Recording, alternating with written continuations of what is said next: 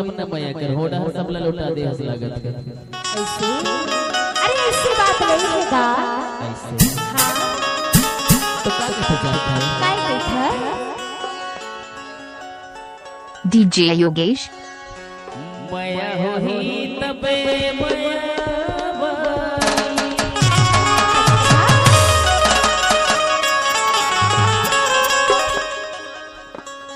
मया होही तबे मया होही तबे मया गंगा हरिया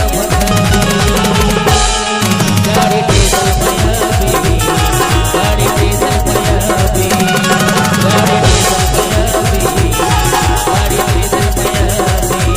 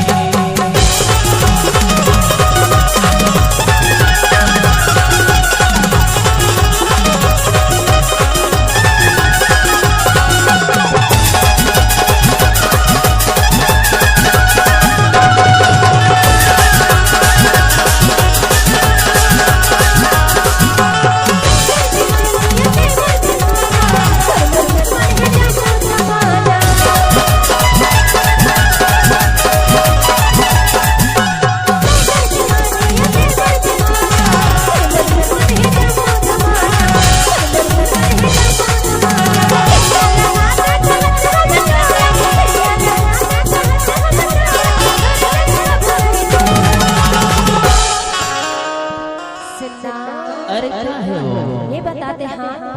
शहर वाला हरिहर के जाबे जी DJ अरे Yogesh क्या हो लबारी तले मारा अरे सच्चे कहते हैं ते तो गौरेला के स्टेशन में ले जाके बोला छोड़ दोस्ता अरे नहीं छोड़ो ऐसे टका के भेजा था बतावा लेना बता कैसे जी भेजा अरे बिल्कुल तैयार खड़े हैं भाई भाई जवान जवान के पते नहीं चले डोकरा डोकरा के ज्यादा पता चलते मतलब कोनो के हिम्मत नहीं है चोरी ले लेते नहीं है ना पीछे वाले हीरो मन मोर भाटो मन नहीं ले जाना है ले जाना तो कबा हाथ लो ऊपर करके नहीं बतावत होगा ले जाना है कि मैं तो ऊपर कर ले जाना है ना ले जाना है बाबा हाओ कहा थे बाबा ओकर दांत खालो नहीं है ना तब वो कहा थे हाओ और तुम्हारा तो गजगज दांत DJ Yogesh दिखा थे और बोल नहीं सकत हो यार कि हाओ खाना खा के आए हो ले आए हो मिले है खाना बस तोला बस मिले बाकी लोग कोनो न ले मिले मतलब अच्छा राजा भैया ले जाना है ले जाना है कि नहीं ले जाना है भाई ले जाना है ना एक बार जोर ताली बजाओ जी ले जाना है तो का ले जाना हिकाई स्टेशन माया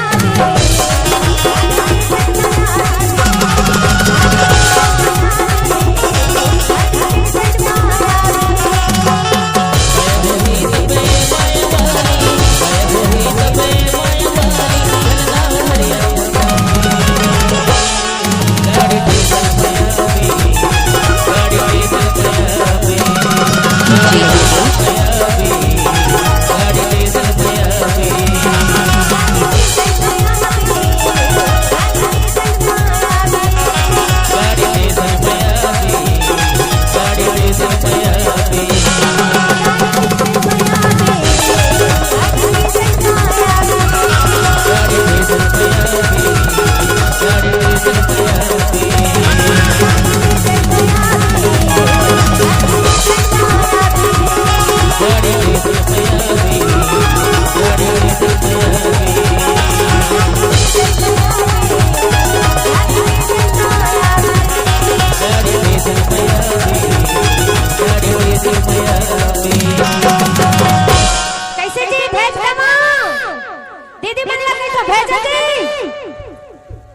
बैटरी लो होगी का?